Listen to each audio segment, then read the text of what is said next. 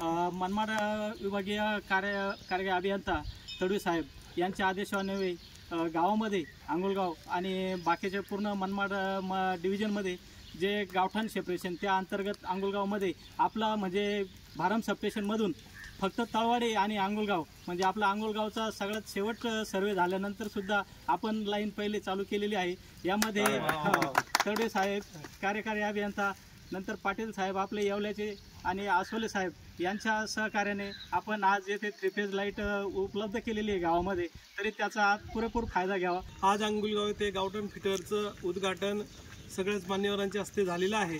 आज अंगुलगावला 24 तास वीज आता उपलब्ध होणार आहे।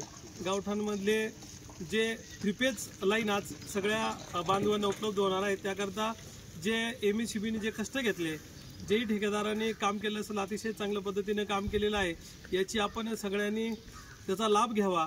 आणि जे जे गावातील अजून पण मी विनंती आहे माझी साहेबांना की गावात जी मेन लाईनचे जे जुने पोल आहेत ते सुद्धा आता निघाले पाहिजे चांगल्या पद्धतीनं। बऱ्याच तारा खाली आल्या, ते सुद्धा विनंती साहेब तुम्हाला आहे ती आपण आमची विनंतीला मान देऊन ते सुद्धा बदलून द्यावं असं साहेबांना विनंती करतो।